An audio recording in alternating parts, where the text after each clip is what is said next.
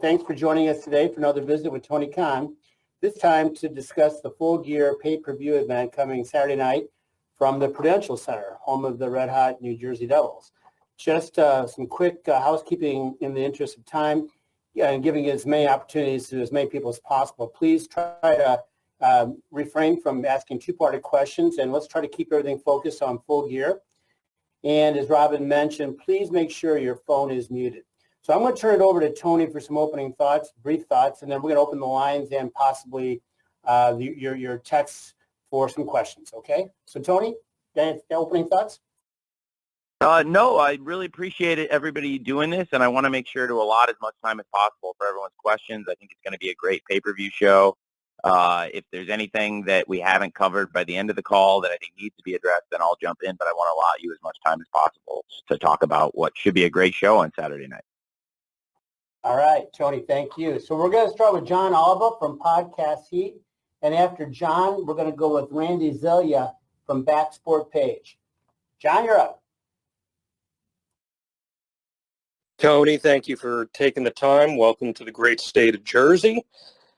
We saw the announcement for the return of the Elite last night on Dynamite, and it got a huge reaction, and it's going to be a hell of a match with them and Death Triangle. I just was curious if you could provide us now with any insight as to what the process of getting them cleared and ready to go out of the investigation was like for this event, and how was that determined ultimately? Well, I can't comment on the investigation at this time, but I would comment on their wrestling status, that the Trios Championship, they were the winners of the World Trios Championship Tournament at All Out, and the title was vacated in Buffalo, and we crowned the Death Triangle as champions, and they've gone on, I think, to be great champions. And really, I believe they are arguably the two greatest trios in the history of AEW, and they have a rivalry that goes back many years, and even in some ways predates AEW with the Young Bucks and the Lucha Brothers. And I believe Kenny Omega and Pac have one of the great singles rivalries in AEW also, and the trios have had great matches across singles, tags. On the homecoming episode of Dynamite, January 1st, 2020, they had an amazing match. Of course, not long after that, Kenny Omega and Pac had a classic Iron Man match. I believe it was February 26th of 2020 in Kansas City. And then, of course, the Young Bucks, their ladder match, All Out 2019, with the Lucha Brothers, and their cage match at All Out 2021 with the Lucha Brothers, I think are classic matches. And I can't wait to see the Trios match. So from a wrestling standpoint, I think it sets up to be very exciting, and I think people are really excited to see Kenny Omega and the Young Bucks back.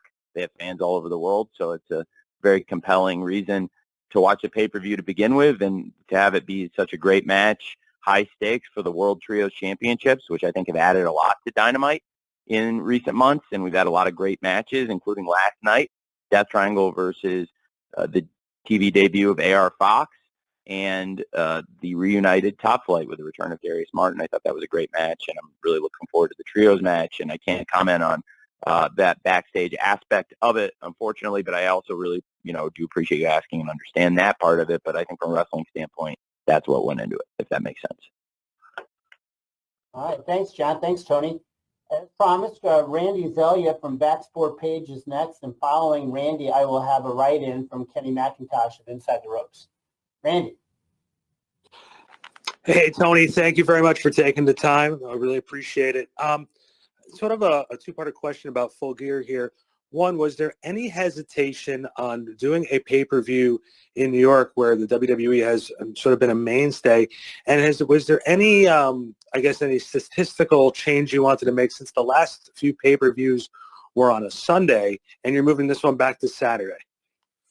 Well, Full Gear has traditionally been on Saturday, and we've done that since the beginning, and I think it makes sense to avoid another business I work in closely, which is the National Football League, which is the powerhouse in Q4 on Sunday nights. So Full Gear's actually always been a Saturday night pay-per-view. That's part of the fun, and we do the other shows typically on a Sunday. But this one we run on a Saturday, and it's at least nice for me. The Jags on bye week, so it worked out very well. As far as running here in the New York, New Jersey area, specifically in New Jersey at Newark at the Prudential Center. There's fans from this area, from the tri-state area, some of the best fans, and we set up shows here and really had Grand Slam, one of our biggest TV events of the year at Arthur Ashe Stadium, which has been an amazing venue for us.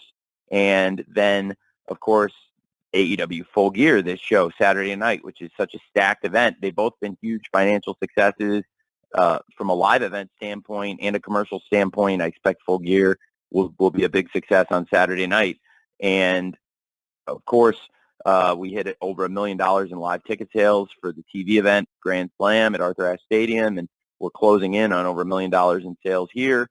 And, frankly, there were major cost savings that people, might not think about in routing everything mostly in the Northeast. And that's why there's been so many shows in the Northeast recently, because we saved millions of dollars between Grand Slam and Full Gear, which were both big financial successes, $1 million tentpole shows. And we saved millions of dollars in between those shows by routing everything in between. And so that's kind of a cost savings. And now moving west, I'm really excited to move the show west too. But New York, New Jersey makes perfect sense to do pay-per-views, and it's good timing for us to have one of our biggest pay-per-view shows and looking like another $1 million live gate, which makes it 4 straight AEW pay-per-views with over $1 million in live ticket sales that I think we're going to hit this weekend, probably the way it's going. Very close. And then, now good timing for us to move west after, what was in many ways an economical tour here. He's running a lot of great shows in the Northeast in these recent months and with the big financial successes of Grand Slam and Full Gear, which I think now shows that we can run some of the biggest events in this market, especially because, to your point, being competitive in the market, the biggest live wrestling event anybody's done in terms of attendance in New York is AEW Grand Slam. All right. Appreciate it, Randy. As promised, I've got a write-in here from Kenny McIntosh, and then after Toni responds to Kenny, we'll go with Will Washington from Grapsity. So, Toni, Kenny has the following question. He's from Inside the Ropes. You've had to deal with a lot of injuries this year, meaning there's been a lot more tournaments in 2022 than you maybe potentially planned. Do you think going into 2023, you might see fewer tournaments so they don't lose their impact, or do they work creatively for you happening on a regular basis? I think they work well creatively at times, and there's been times where, because of injury, we've done tournaments out of necessity, so it's a mix of the two, but I also think they add a lot to the show. I'm really glad you asked about tournaments. One of the things I wanted to address is we have the AEW Eliminator tournament that's happening right now actually was impacted by injury, and it was a real injury. We were not able to clear Ricky Starks to wrestle last week, and he is somebody that is a great wrestler in the tournament, and certainly I did not just want to have Lance Archer move on and face Brian Cage by forfeit. So the Ricky Starks-Lance Archer match is an important match, and the winner of that goes on to face Brian Cage. We now know after last night Ethan Page is in the finals, so that tournament got impacted. So I was going to address that at some point in the call. That is really in the hands, to some extent, by the doctors, but also just out of everybody's hands, because truly we could not clear Ricky to wrestle last week, so it set that tournament schedule behind. So I think what is going to happen is, of course, on Rampage, we've announced that Ricky Starks versus Lance Archer, and the winner of Archer versus Starks will wrestle on the 0 hour against Brian Cage. And then the winner of that match on the 0 hour will then go on to Wednesday Night Dynamite in Chicago, which is doing very well, by the way. It's outselling our last trip to Wintrust Arena, and looking like a great event on Wednesday night, the evening before Thanksgiving, a great tradition that we started in Chicago. And it is going to be the finals there, with Ethan Page wrestling the winner of the match on the 0 hour, Brian Cage versus the winner of Archer versus Starks on Friday night. Of course, everything got set behind, and rather than doing a forfeit, we really believe in Ricky Starks is a great wrestler, and he deserves every chance to wrestle Lance Archer rather than forfeiting, but it kind of set the schedule of things a little behind on that tournament in particular. I think we've had some great matches in tournaments, and frankly, there's innovative things in the tournament format that we've never even done or tried that I think could add a lot to the presentation, but I'm also not saying you need to do more tournaments necessarily, but there's different kinds of tournaments you could look at doing that would be exciting, and certainly one thing I am is open-minded to different ideas. And that's kind of my thoughts on it, but I think, tournaments can be good in wrestling. Thanks.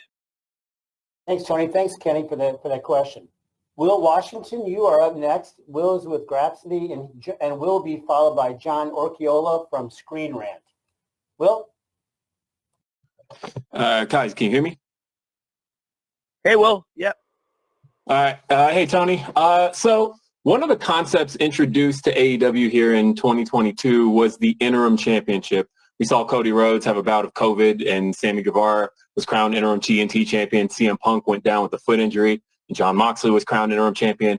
But those were situations that were all resolved relatively quickly. On this card, we have Toni Storm defending the Interim World title against Jamie Hayter, which has been in interim status since Thunder Rosa announced her injury in August.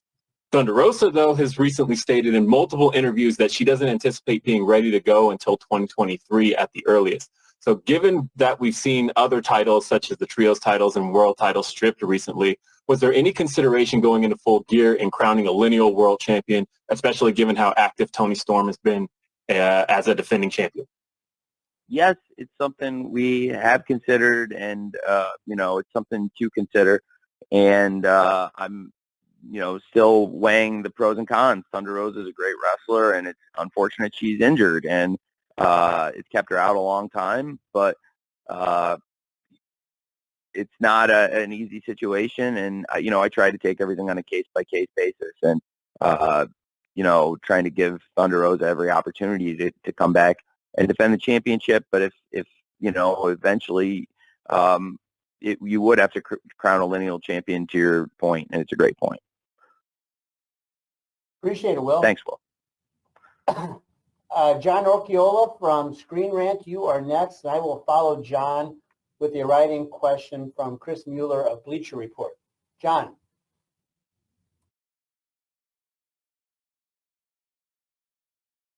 John, you need to unmute your line. Hello. Hi. Can you hear me? Yeah, I hear you and your dog. Great. Hi, Tony. Thank you for taking the question. So I wanted to ask you about Saraya versus Dr. Britt Baker. I'm very excited for this match. And it's probably the biggest women's dream match AEW has done so far. And it has a really interesting story of Saraya making her comeback versus Britt kind of carrying the flag and defending the AEW women's division's reputation. So I'm wondering, as the head of AEW and as the booker, kind of where your sympathies lie with the dream match. Well, I'm certainly hoping for and expecting a great match, and I think we have every reason to expect something great when Saraya returns to the ring. It's a great story. She's been out of wrestling, and many people thought she would never return to the ring. It's very compelling, and ever since she arrived in AEW at AEW Grand Slam in September, she's been on a collision course with Dr. Britt Baker. And it was amazing news that Saraya was fully cleared to wrestle, and that she's going to go one-on-one this Saturday night with Dr. Britt Baker at AEW Full Gear. And Dr. Britt Baker, DMD, is one of the great homegrown stars of AEW, and I think that's one of the themes across this pay-per-view that you're going to see is there's a lot of the homegrown AEW stars wrestling people that came in with a lot of national and worldwide television experience coming into AEW, and there's others that really came to national prominence in AEW wrestling on TNT and TBS every week.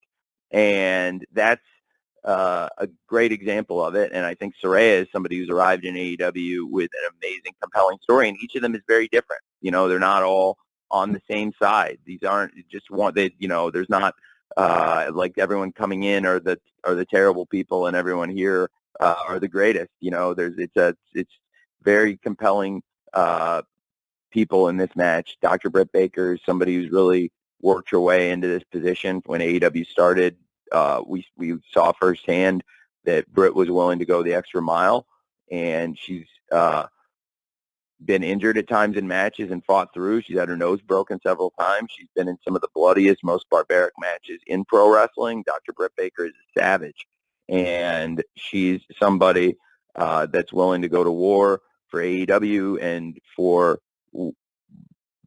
herself, frankly, and if not for herself, for her friend, Jamie Hayter. And Dr. Britt Baker is somebody who is always from the beginning of AEW, I think, been one of our homegrown stars. And Saraya is somebody who's frankly one of the biggest, most recognizable faces in all of pro wrestling and one of the best known stories in all of pro wrestling. And people around the world know her story and what she's overcome to get to this match. And I think that's really compelling. And that's why it's cool she's in AEW, and that's why it's awesome she's making a comeback, and I'm really excited that she's doing it at AEW Full Gear. And I think for her to be on a collision course with Dr. Britt Baker, it's the right match at the right time, and it's going to be great. And I think it should be one of the really exciting matches on a pay-per-view that I think is stacked with great matches and compelling stories. Thanks for asking. Thanks, John. I've got 2 write-ins in a row. We're going to start with Chris Mueller from Bleacher Report and then follow that with a question from Dave Meltzer from Wrestling Observer. So first from Chris. AR Fox was offered a contract following Dynamite. Do you see him taking on any additional roles backstage, such as coach or producer, given his level of experience? It's something to certainly talk about. I've enjoyed working with AR Fox. I get more time to spend with the wrestlers, I find, in Orlando at the AEW Dark taping, particularly people not in, say, the World Championship matches or, doing extended segments on Dynamite or Rampage. You get to spend more time with younger wrestlers or people from the independent scene at the AEW Dark tapings. And I really enjoy those, and I've gotten to spend a bit of time with AR Fox in Orlando, and for the coaches and myself, we have more time to develop people, to do projects. It reminds me of Tuesdays at Daly's Place in the old pandemic era where we did a lot of dark matches, and a lot of people who've been prominent and are involved in this card, like the Acclaimed and Powerhouse Hobs, were really their runs in AEW were born out of those Tuesday dark tapings in Daly's Place, and now we do these Saturdays, primarily the weekends, in Orlando. And I've gotten to spend some time with AR Fox, and I really like him. And he had a match there with Dante Martin, and I thought it would be a great match. And coming out of it, I told him I really liked it, and it made me think they could be a great team. And then he had a great match with Ray Phoenix on also there, but this time in the arena with more fans. And he's had these great matches on YouTube, and it made me think that on TV, maybe if you paired him up with Dante and then add the extra surprise element, the return of Darius, that could be a great matchup for the Death Triangle in a trios match. And those are the kind of exciting matches we like to have on Wednesday nights on TBS every week live on Dynamite. And I think that's what AEW is all about. And AR Fox fits the kind of great wrestling we like to present, and he seems like a great person from my experiences with him. So I would certainly be open to that. But I know a lot of our wrestlers have benefited from his coaching, and I've enjoyed working with him. So it's a great thought. Thanks, Chris. Dave Meltzer from Wrestling Observer has a question. I'm going to give you in a minute here, Tony. Brandon Thurston from WrestleNomics will follow. So Dave gets to the point here. Are there any plans for an Owen Hart tournament in 2023? Yes, I do plan to do the Owen Hart tournament in 2023. I would like to continue my great relationship with Dr. Martha Hart and her family. Oj Hart recently attended the Jaguars-Broncos game at Wembley Stadium. I really like Oj. He's a tremendous guy. And Martha and the whole family, they're great. And we loved having them in AEW, and the Owen Hart tournament tradition will continue. I hope hopefully it'll have more great matches. Some of the matches last year are still some of my favorite matches in AEW this year. I thought there were some really good ones in that tournament, and I think we can do some really compelling things next year also with the Owen Hart tournament. And I'm very excited to collaborate with Dr. Martha Hart again. She's a tremendous person. And I really appreciate Chris Jericho facilitating that connection several years ago, actually during the pandemic. We did a lot of work, and I think came out in many ways. A lot of the things we worked to achieve in the pandemic benefited us when we came out. And, those Zooms we did with Martha really paid off. Chris was on some of those, and Cody was actually back on some of those too. And we had some really nice Zooms with Martha, and she's been a great friend to us. That's great news. Thanks, Tony. Thanks for the question, Dave. As promised, Brandon Thurston from WrestleNomics is up next, and I will follow Brandon with a write-in from Libby Cadman from WrestleN. So, Brandon, the floor is yours. Brandon, please unmute yourself. Hi, Tony. Thanks for the time today. Hey, thank you. I wanted to ask, CM Punk was pretty clearly a strong contributor for AEW across pay-per-view, ticket sales, TV ratings, and merchandise. And there's a lot of speculation. Most people probably think he won't be back, but I just wanted to ask you if we've seen the last of CM Punk in AEW. I can't comment on that. I have nothing but positive things to say about the contribution CM Punk has made in AEW on screen, and certainly a lot of positive things to say about the things he did in AEW to date. And I can't comment on that, but I do understand why you'd ask, and I appreciate you asking. Brandon, appreciate that. Next up, I've got a write-in from Libby Cadman from WrestleN, and then I've got another write-in from Amy Nemedy from WrestleJoy. So here we go from Libby, Tony. Libby's question: Dynamite this week really seemed to take advantage of the in-ring promos, video packages, and almost highlight reels and mini packages to set audiences up for this Saturday, a highlight being the Acclaimed music video pre-match. How do you creatively approach these video packages compared to an in-ring promo, and what's the process in working out which is the most appropriate form to use? Well, a lot of times it's a great question. Thank you. I got so excited I almost jumped into it with that. Thank you, because that's a tremendous question about the production. And I try to keep stuff in and around the ring as much as possible.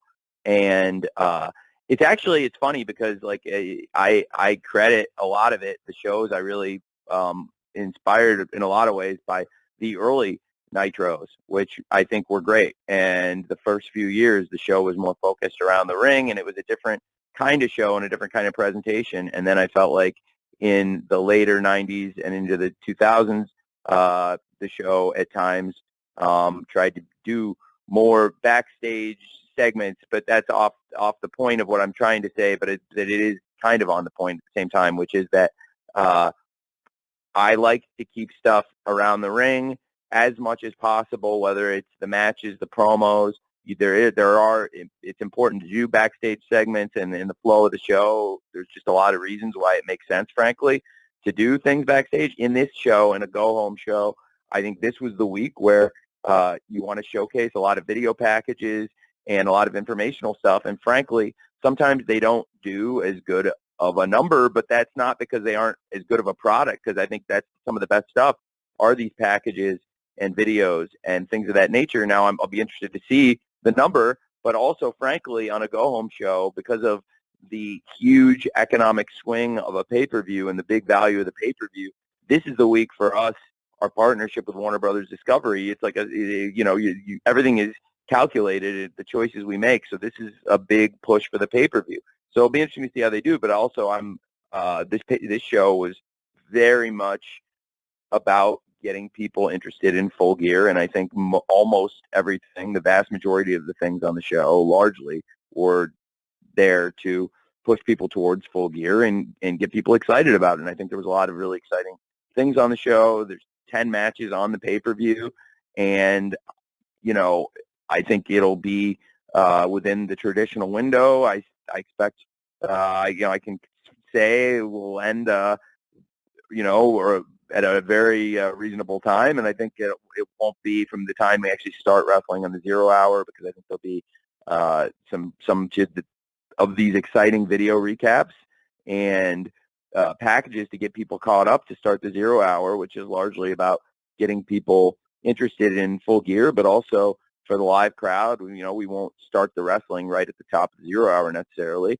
And I think it won't, it'll be a relatively tight night of wrestling. It won't be, for example, Double or Nothing. That was a calculated move, being out on the West Coast, not only in the show starting so early, and the crowd really, to my point, I think was proven right about the live crowd. The hottest they were was the end of the night for the last 3 matches. The third act, as I referred to it, for Anarchy in the Arena and the 3-way match for the World Tag Team Championship and the World Title match. And but that also for the TV crowd was a long show, and I probably wouldn't do it that way again, except that, to my point, we did get a lot of late buys because I was also competing with a potential Game 7, which did happen, and it was good to have stuff up our sleeve where a lot of the best stuff started after Game 7, and we got a lot of late buys. So a lot of stuff is driven to the pay-per-views, and that is my greater point here. That's why you do a lot of video recap stuff and some of those promos and videos and packages leading into a pay-per-view. And we also have, to that point, the countdown to Full Gear coming up after AEW Rampage, which is exclusively these great packages, extended interviews, and some of the best interviews and compelling storytelling in pro wrestling, I really believe, is done on those countdown shows. So I'm excited for the countdown also after Rampage, and we got kind of a preview of some of that for the Dynamite audience, which is our biggest audience every week, which reaches worldwide well over 1 million people every Wednesday night. So that's what the thinking was for that. Thanks. Thanks, Livy, and thank you, Tony. I've got a write-in here from Amy Nemedy from WrestleJoy, and Amy will be followed by BJ Lisco from Web is Jericho. Here's Amy's question, Tony. Nyla Rose and Jade Cargill have built an epic feud and storyline around the TBS Championship with the stolen belt, replica belt going on tour with Jade, and Nyla's shenanigans. How did this story come about, and what are your expectations for Full Gear? Well, the story came about in a funny way. We have who actually, to be honest, I think planted the seed in Nyla's head to steal the championship belt. It was Tony Schiavone. Tony Schiavone mentioned something about it, and we had the meetings, and every once in a while, I thought it was a great idea that Nyla ended up running with, and she had a lot of fun with it, and it was a great way to showcase Nyla's personality. And so I thought that would be a really good way to go. And Nyla, the champ as I call her, I've been calling her champ for years, even though she hasn't been holding the title. Now she's stolen the title, and I still call her champ. But she took the title, took the ball, and effectively and ran with it, and it's been a lot of fun. And Jade Cargill is, to date, unbeaten, but I think Nyla Rose represents the toughest struggle she's going to have to date. But for Nyla, who's used to being the most powerful, toughest woman in the ring in most of her matches, now certainly finds herself with quite a rival in Jade, and it's been great. So it's been a great rivalry, and it's something I wanted to get on the show. And the first person who ever mentioned it was actually Tony Schiavone in a meeting, and I thought it was great. That's how it came to be. And that's a good example of somebody with a good idea, and that I'll do, and try to pick the best ideas and then try to work them into the shows as we can. And one of the great things about AEW Full Gear, there's 3 women's matches on the pay-per-view that all have compelling stories of their own, and they're all different.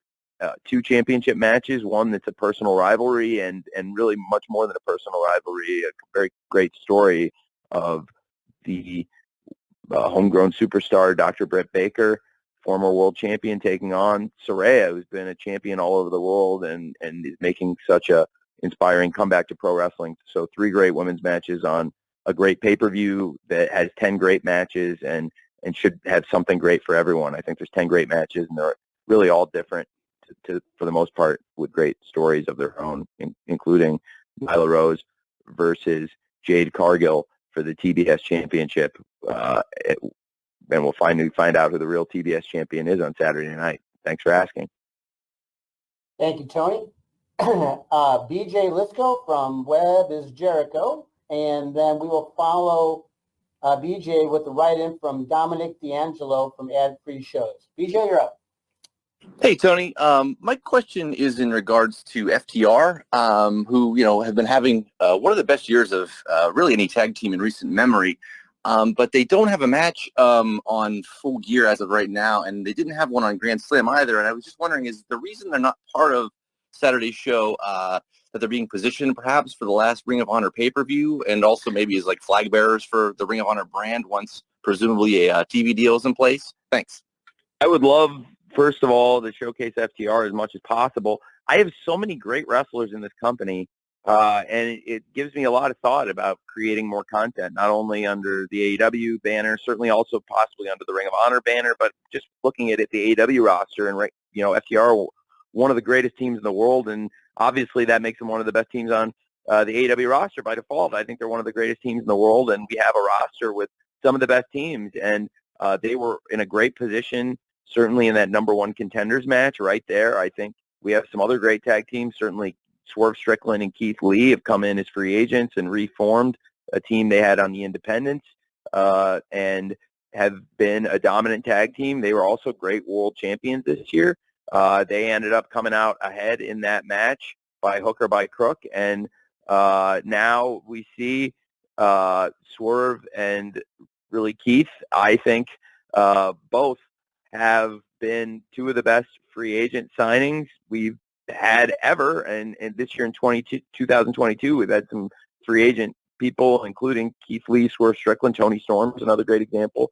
People who've come in and been very impactful and significant. And I think, FTR are a great example of that also from a couple of years ago that have come into AEW and have been very successful. They've had a great run in AEW. Of course, last week, they were on AEW Dynamite last week in a great 8-man tag, and they won the opening match, which had a great audience, and they were a huge part of that, teaming with the Acclaimed against Keith and Swerve and the Guns and kind of getting some measure of revenge on Keith and Swerve. It's a great tag team picture. FTR are a big part of it. They're also, to your point, a huge part of Ring of Honor and New Japan Pro Wrestling. They're the Lucha Libre AAA tag team champions. They hold a lot of titles in the world of wrestling, so they are very prominent in the world of wrestling. And in addition to AEW, I am the owner of Ring of Honor and have close partnerships with these other organizations, work really closely with them, especially New Japan, where we collaborate on Forbidden Door, and they were a big part of the Forbidden Door event. And which is, that's a very successful partnership that I'd like to continue and expect to continue. And with New Japan and Forbidden Door and collaborating, and FTR have been great champions for them, and they've been great champions for us with Ring of Honor and with AEW.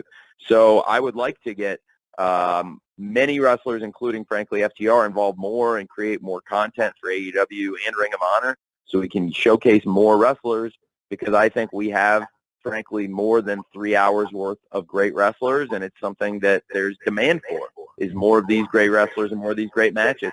I have some thoughts on that in the presentation going forward that, are pretty compelling.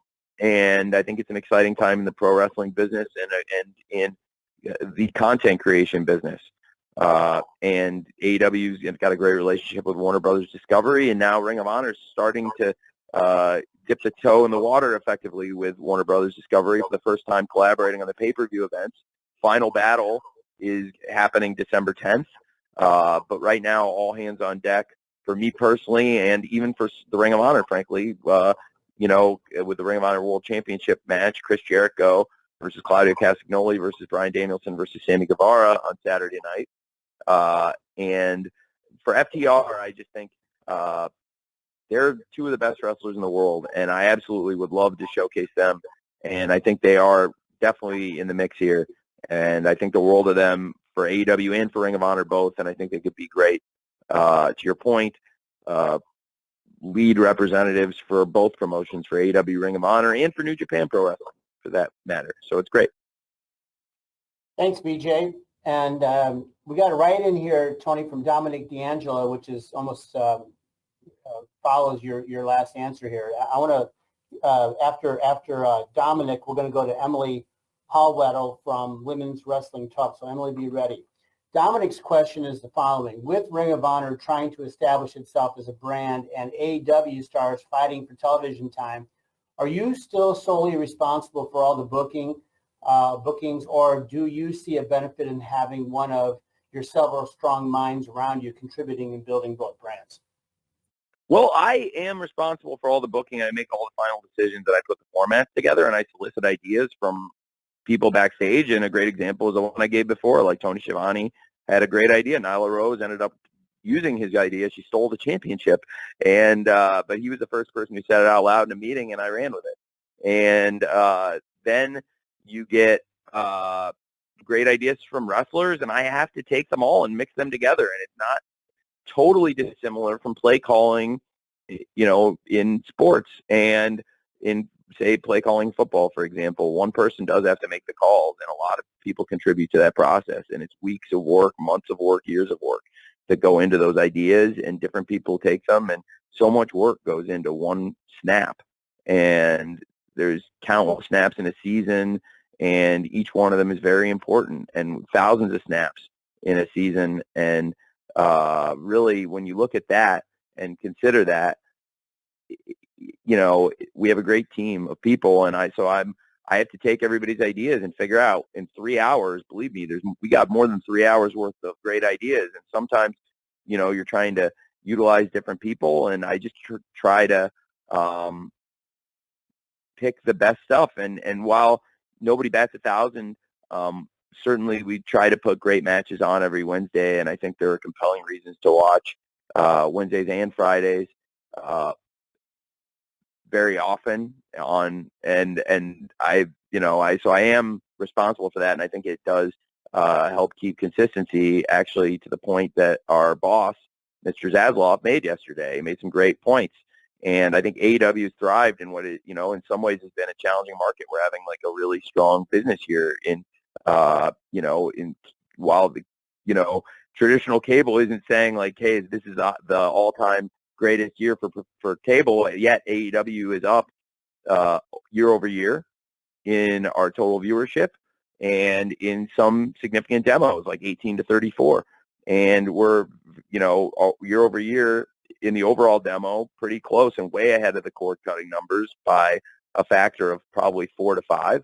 And I would say that in pay-per-view, we've shown that this is a really strong year. Not only have we been able to maintain strong buy rates, but also added a 5th event that was our biggest debut event ever, live events.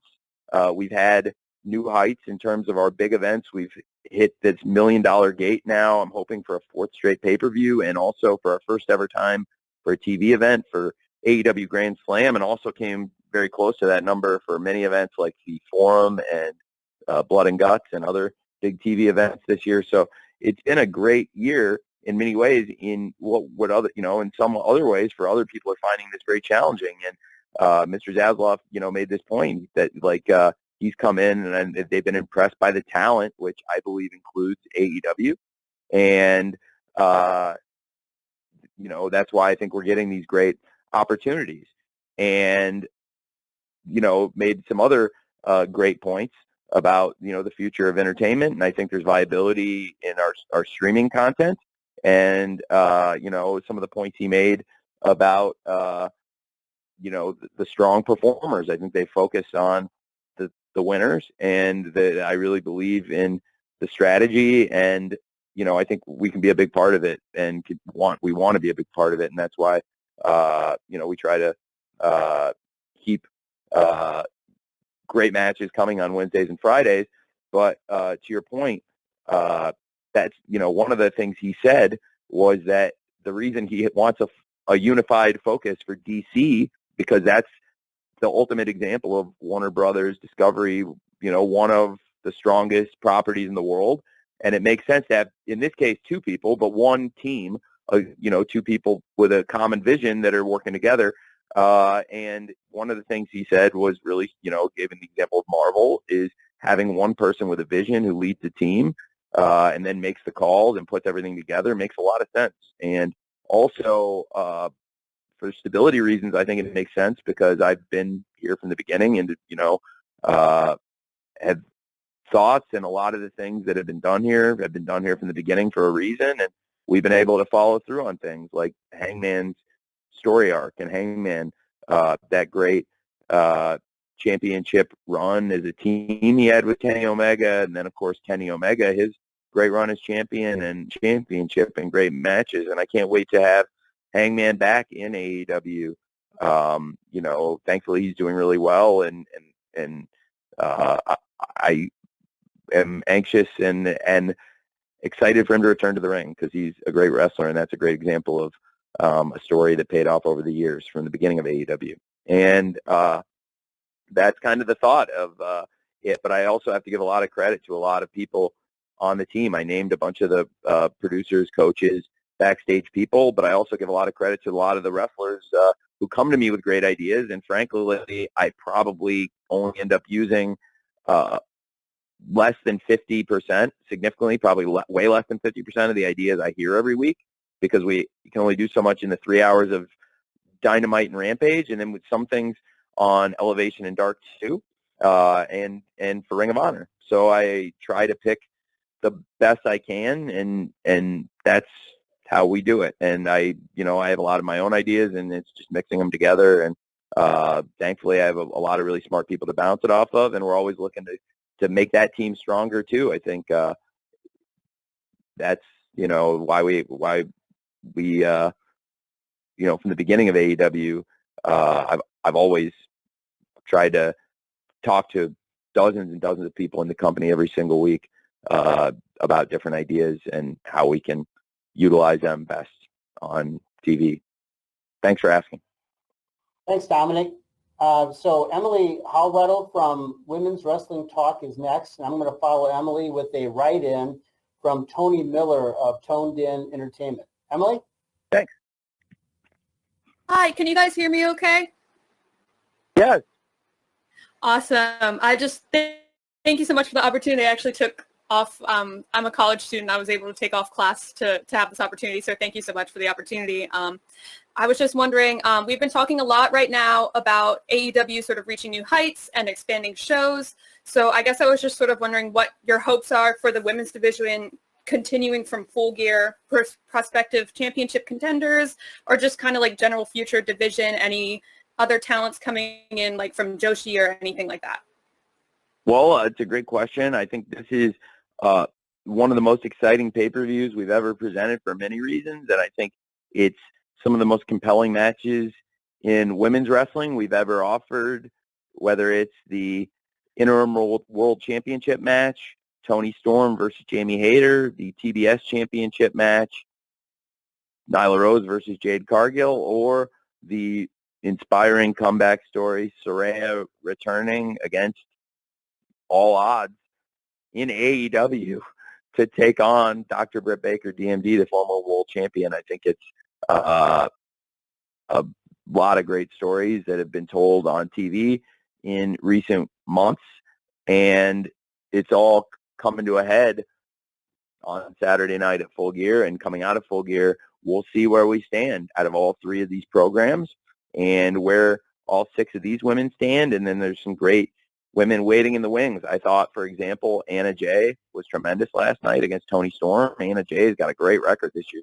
If you saw the stats, she's really somebody we want out there wrestling a lot, and getting her an opportunity to wrestle on TV she was somebody certainly I'd actually considered for that match. But also the Bunny is a great wrestler who she was out sick, but she's been out for a while. The Bunny and Penelope Ford are a great team. They've both been out injured, and I'm really anxious to get them both in. I think you've seen firsthand with the women's division last year, I really tried to showcase Penelope and the Bunny and Anna Jay and Ty Conti, all four of them in singles matches and in tag team matches, and it all culminated in a great street fight on New Year's Eve. It was one of my favorite matches all year on TV in AEW. On AEW Rampage, it was great.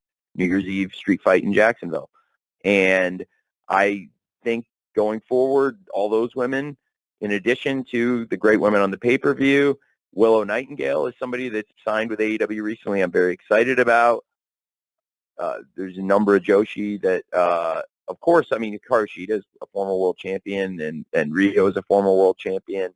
Whenever they're around AEW, they're in the mix to be contenders in championship opportunities, and certainly a lot of other great wrestlers too that we look to scout and showcase in the future. Thanks. That's a great question. Very much appreciated there, Emily. I've got a write-in question here from Tony Miller. From Tony Miller from Toned In Entertainment. And after Tony, we're going to go to another write-in from Joey Hayden at the Dallas Morning News. So the first one here, Tony, from Tony Miller, is I've watched every AEW pay-per-view or saw them live since the beginning. This Saturday, for the first time, I will be watching at Regal Cinemas. How important is that platform, and what are your expectations with Regal Cinemas moving forward? Well, it's a great question. Some of it is, it's interesting because the theater business is getting stronger recently, and it's great for us. We've got some great partnerships with the different cinemas across the country, including Regal Cinemas, which is where I saw the Batman, and I would say that it's something we absolutely are looking to continue going forward. And, some of it is actually dependent on what's happening in the movie theaters. Like, for example, there's a lot of excitement around, Black Panther and Wakanda right now. And so, like, when a big theatrical event like that happens, or like something earlier this year, like the Batman, you got to look at those for now. That's in a lot of theaters this weekend. So that's why for some people, it may be the theaters are crowded and there's some theaters where we would play normally where it might not even be available, but then because there's so many screens for a big movie like that, for example, is one thing I've noticed this year. So it's interesting because it's a different kind of business, whereas on pay-per-view, the channel, there's always a channel or a Bleacher Report always for it. But screen availability is a really competitive thing in the movie business, but we've done really well with it this year. I mean, if you look at our box office receipts, we've got great box office receipts from it. So it's a really interesting business. I'm learning about it because it's not a revenue stream I had really considered much. The big revenue streams for us primarily going in that I was focused on that have all been great revenue streams for us are TV, pay-per-view, live events, merchandising, and now one we're about to also tap into, video games. But the movie theater business is great, and it's something we'd like to continue. Hey, because we had the tech problem go a little bit, by the way. I'd like to keep on and stay answering questions if I could, because I know it was a couple minutes because there were some tech issues on the line. So I'll stay on if I could, Jim. We will go into injury time, Tony. So thank you. We will. We're going to go now with a write-in from Joey Hayden from the Dallas Morning News, and following Joey, we're going to go with David Bixenspan from Babyface versus Heel. Here's Joey Hayden's question. Winter is coming. Is going to be returning to Dallas next month for the second year in a row. Does AEW's commitment to putting a higher level Dynamite episodes together in Garland at the Curtis Culwell Center point to a potential pay-per-view coming to North Texas in the future? Well, potentially. That's actually a very exciting week for AEW and Ring of Honor both. There's really one of the biggest TV events of the year in AEW annually. One of the most significant events with the best history of great matches is Winter is Coming.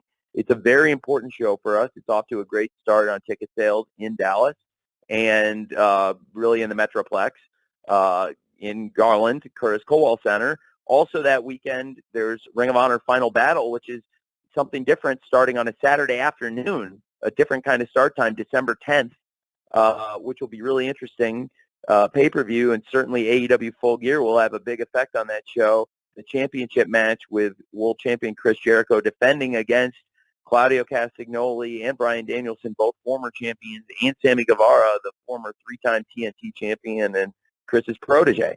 And we'll see who's the champion coming out of that. And I also expect another big title defense or two in between that and Final Battle to set the stage for what should be, maybe one of the biggest Ring of Honor pay-per-views ever. But I also think going into the AEW TV event, that is probably one of the most significant shows we do. Coming off that Final Battle would be one of the most significant shows we do is Winter is Coming. And I want to keep that tradition going for sure. And as far as the pay-per-view goes, that's absolutely something we'd look at. That's one of the reasons I thought doing a second Ring of Honor pay-per-view this year in the Dallas area would be great, because it's been such a great home for AEW and now for Ring of Honor, but also an AEW pay-per-view in the Dallas area I think would be great. I might look, frankly, at a bigger venue than the Curtis Colwell Center, which I think is a great TV venue for us, and it's just been economically a very friendly deal for AEW. If you look at the economics of some of the buildings we pick and why, sometimes there is some methodology to it, and you could argue with it sometimes if, there's bigger returns other places, but sometimes those also do come at the cost of transport, rent, load in, some of the considerations. So I do think moving forward that certainly Curtis Colwell Center has been a great partner, and we could continue doing shows there, and we'll see what happens going forward. I think Winter is Coming is definitely a tradition in the Dallas area I want to keep going. And then as far as pay-per-view events, that's definitely something I'm open to for AEW in the Dallas area, and that's why because I believe in the market so much. That's why I've this money second Ring of Honor pay-per-view there, and that's also why we're doing Winter is Coming there every year is one of our biggest TV shows. Thank you for asking. Thank you, Joey. All right, Tony, next up is David Bixenspan from Babyface versus Heel, and we will follow David with Sean Ross Sapp from Fightful. Bix? Great. Hey, Tony, thanks for your time. Hey, thanks, man. So this is the first time that any of the ROH singles titles have been defended on any of the AEW branded pay-per-views. And one of the bigger, or at least more widespread criticisms of the TV lately that I've seen has been that the ROH titles have kind of bogged down or confused the shows a bit. How do you feel about that criticism? And also, is there a timetable for reevaluating things if a TV deal doesn't materialize? I think at the end of the year, certainly after Final Battle, we'll see where we are with it. But I do think some of the matches have been great, like Chris Jericho versus Bandito, and now this is a really significant match, with Chris Jericho versus Claudio Castagnoli versus Bryan Danielson versus Sammy Guevara. That's four of the big names in pro wrestling, four huge names in AEW, but also three men who've been the Ring of Honor World Champion against the man who's the three-time former TNT champion.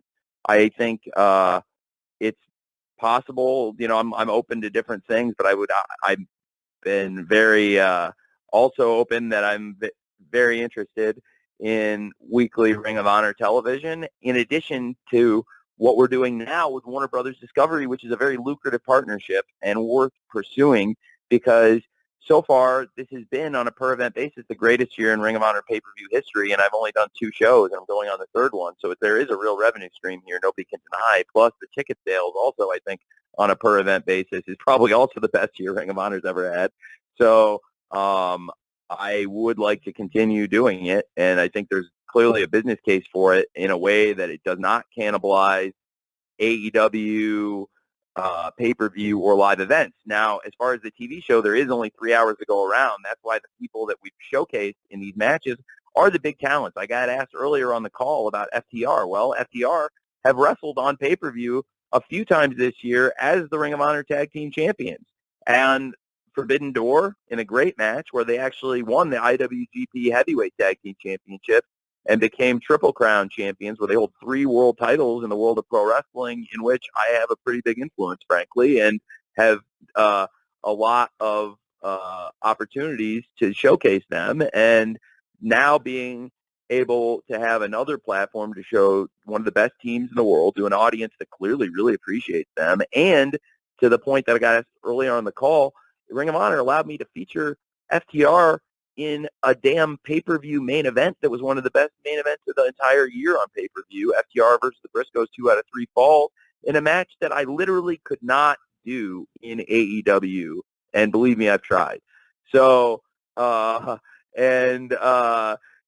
I, and then, there's, the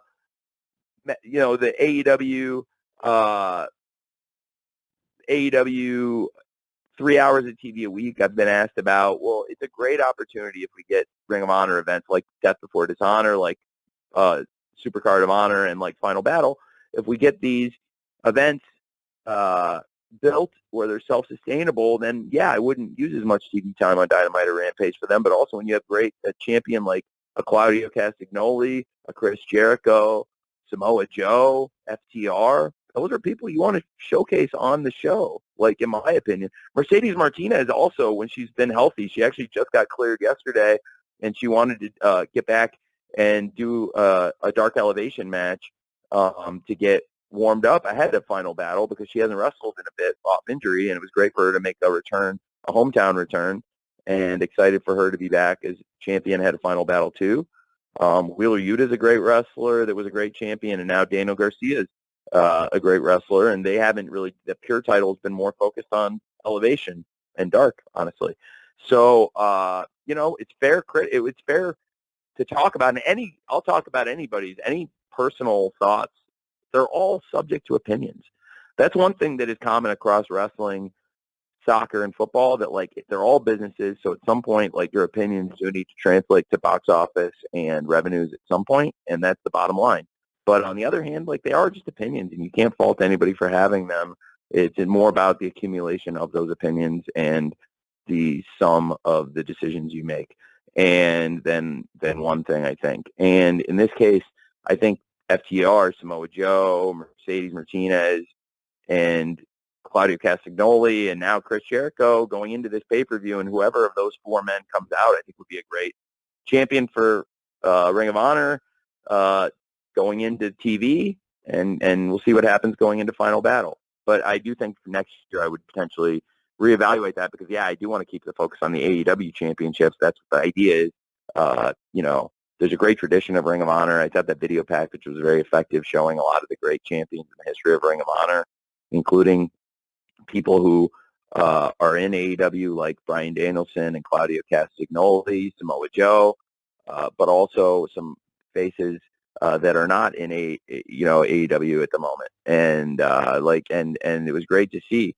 And so it was like, for me, I also have been a big believer in the people that hold those championships, and I think they earn those spots, and that's why I try to showcase them. But in this case, I just think that's a great match, and the tag match I also thought was a great match last night with those 4 men that should bode well going into the 4-way match. But it's a good question, something I'll definitely reevaluate going into the new year. All right, thanks, David. We're going to go till 10 minutes after the hour. Tony's got a break after that, so we're going to do 2 more questions. So let's keep an eye on the clock for everyone here. Sean Ross Sapp from Fightful is up next, and we're going to close with Nick Hausman from Wrestling Inc. Sean?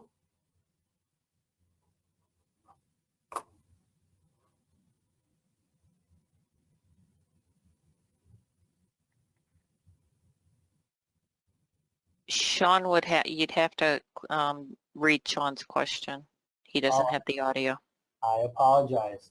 I apologize. That's all right. My fault. What were the original plans for Saraya if she wasn't able to get cleared for an in-ring return? That's a great question. I think Saraya is one of the most recognizable faces in pro wrestling, and when she said she wanted to work together, I thought that would be an immediate win for AEW, and she told me she really believed she would get cleared. It had all been very positive, and it was all moving in that direction for her getting a full clearance, and to some extent, I took her at her word, and she's a great person. She's been great for us, and I expected she would get cleared, but if she didn't, then she had a number of ideas, and we had a number of conversations about all the different ways she's somebody who can be a great ambassador for AEW in addition to being a great wrestler for us this Saturday at AEW Full Gear on pay-per-view against Dr. Britt Baker, DMD. Fantastic. Okay, one more. And that's going to come from Nick Hausman from Wrestling Inc. to wrap it up. Nick, you good? Wait. Yes, can you hear me? Hi, Nick. Hi, Tony. Yeah. How you doing? Great. Thanks for asking. Was that it? Wonderful. Is that the question? Yep, I'm done. Bye. I'll see you later. No, I did. I wanted to ask one question about the scrums from last time because I've had to talk about them entirely too much. Sure. You know, I guess I kind of want to know, did you have any idea what Punk was going to say? And the question I get asked the most about it is, why didn't you do anything? Why didn't you try to stop him at any point? Well, you were sitting, I don't want to comment beyond this. You were sitting 5 feet away from me, and I did not know, I never know exactly. I mean, I know I did not know, but I will not comment beyond that except to say that I had Keith and Swerve coming up right after that and Toni Storm after that, and I had important stuff to talk to them about, including Keith and Swerve, to let them know that I thought it would be very interesting if they had a rematch with the Acclaimed at Arthur Ashe Stadium, given that the Acclaimed are the winningest tag team in AEW history, and what a great match that had been. And you saw Keith and Swerve's reactions, which I felt like I wanted the world to see. That was a real moment, how Keith and Swerve reacted. And, you know, we had, I thought that was a very significant match. And so, in part, I was thinking about Keith and Swerve and Toni in some ways, to be honest. And then, but that's all I would probably say. Thanks. Okay, thanks, Nick. And with that, we are now officially at the end of our time. So per custom, we're going to be distributing an audio recording to all attendees here shortly. And so finally, thank you, Tony Khan, for taking some time here today. And to everybody on the line here, thanks for your patience, number one. Number two, thanks for being part of it. You know, bears repeating, Tony and the entire AEW family is very grateful for your interest and commitment to AEW and professional wrestling overall. So on behalf of everyone at AEW, we wish you a great Thursday and hope to see you in Newark on Friday for Rampage and Saturday for Full Gear. Best wishes, everyone. Thank you.